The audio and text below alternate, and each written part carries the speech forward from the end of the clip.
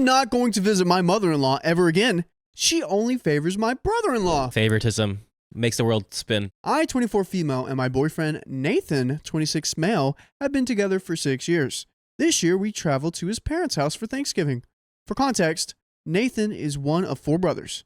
Alex, single. Jack, married to Jill.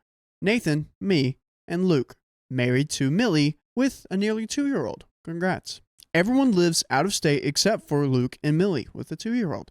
Nathan and I have the longest drive at 9 hours. By the way, this comes from 1 Street 51 on the r/OK Storytime subreddit. So here's the issue. Nathan's parents, Mary and John, have only 2 guest bedrooms. 3 couples tend to visit at a time, meaning someone has to sleep on an air mattress in between the rooms. The first year I visited, I was told they would rotate who gets the air mattress to keep it fair. But after 3 years on it, we were told it was now first come, first serve. Okay, so we're changing the rules up a little bit. Nathan's job doesn't allow much holiday. I already know how it feels. I live this every day. So we're almost always last to arrive and stuck on the air mattress. While annoyingly, we understood it seemed logical. This year was different.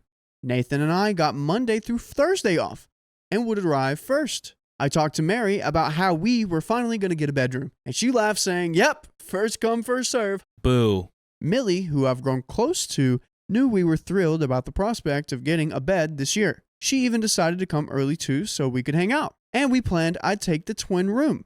She'd take the queen. Here's where it gets frustrating. The day after we left, I texted Mary our ETA. A few hours later, Millie texted me saying Luke, who had spoken with Mary, who mentioned Jack and Jill would get the queen room and Luke and Millie the twin room, leaving Nathan and me on the air mattress again. That's not fair. I think Luke and Millie can have the queen room and Jack and Jill can get the air mattress. They have a newborn. Oh, they have the newborn. Yeah, they have babies. You don't have a baby. Luke called Mary out, reminding her of the first come, first serve rule. But she suddenly claimed she never said that. What? Huh? I never said that. You're probably acting crazy. You're probably on meds. And justified her decision because Jack and Jill would be staying an extra day. For context, Jack and Jill were arriving a day later than us, so this reasoning felt like an excuse. When we arrived, Nathan brought up the rule again, but Mary got defensive and claimed she didn't remember ever saying it and refused to budge. I said several sarcastic comments as I felt this was really unfair. I pointed out that rules are rules until they didn't serve Jill, and that we always do it a certain way until that means Jill has to take the air mattress, and she could come up with any justification, but that doesn't make it fair. I even pointed out that it's silly for us to now have to board out dogs and drive 8 hours before anyone else got here just to change the rules now. She had plenty of time to bring this up with our many conversations leading up to this. She became increasingly sassy about the situation, leaving us feeling defeated and, frankly, a little targeted. Am I the a-hole for speaking up over thinking Mary unfairly changed the rules to suit Jack and Jill, and that we're always stuck with the short end of the stick? And we got a freaking update. Is that fair? It's definitely fair to bring it up. Yeah, no. You've been abiding by these rules, and you're like, I'll play the game, I'll follow the rules, and then when it comes to, like, your time to shine, or like, oh, they have to change the rules. It's not fair. That makes no freaking sense. I get it. Like, if there's a newborn, then I'll be like a little bit lenient. Like, okay, someone does deserve a room, but like, this is like, what's fair is fair. Yeah, it's pretty weird. Not gonna lie. You implemented rules for a reason. It's chaos if you didn't implement the rules and if we didn't follow the rules. Update. Later Monday night, Nathan spoke to his mom, and we did get the bed for one night before Jack and Jill arrived.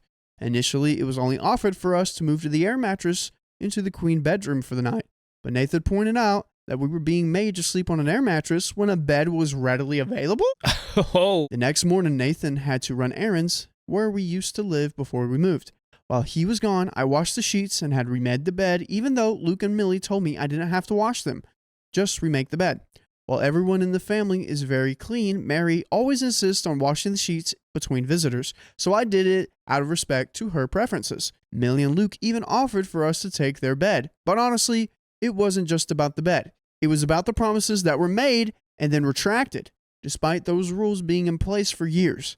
It was also about the gaslighting and the fact that Mary didn't tell us ahead of time, even though there were so many chances to do so. As close friends to Luke and Millie, I didn't want them to be put in the position of being uncomfortable on the air mattress either.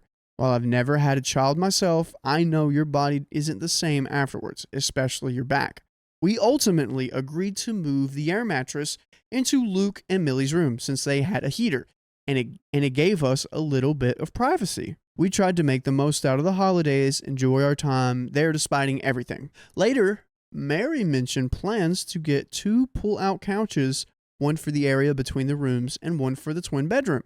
While this was thoughtful, it still didn't address the issue of changing the rules to suit others. She's like, hey, here's the real thing. Why are we not talking about that?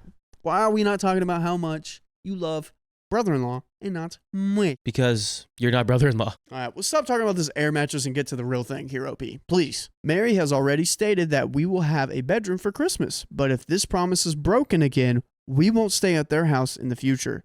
Nathan and I have decided that if we don't get a bed for Christmas, we'll stay in a hotel. We're still planning on going because it's Luke and Millie's son's birthday. For Thanksgiving next year, if there isn't enough room, we're staying home.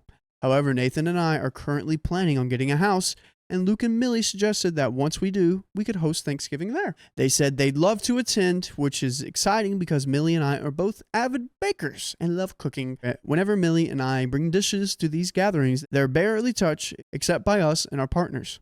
We're also planning to visit Luke and Millie more often. They are considering moving closer to the parents, and when they host holidays in the future, will always have a guaranteed place at their home. They have backups.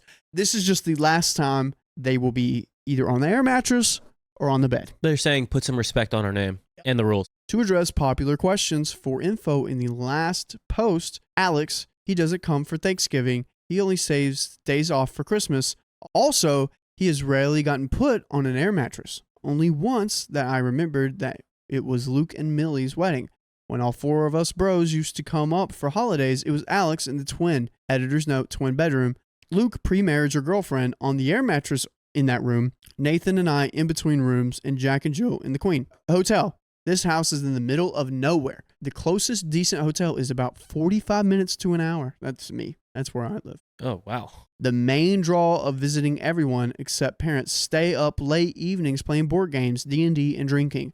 We used to do a wasted gingerbread making contest. As for the distance to a hotel, that would mean missing out on hanging out, and there are no Ubers here. Also, before we moved this year, we didn't stay as many days and didn't mind staying on the air mattress, 1 to 2 to 3 days due to what had seemed fair to us.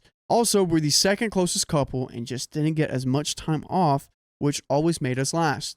Also, we didn't get a hotel this time after the incident due to saving up for a house/wedding. We didn't have spare cash floating around.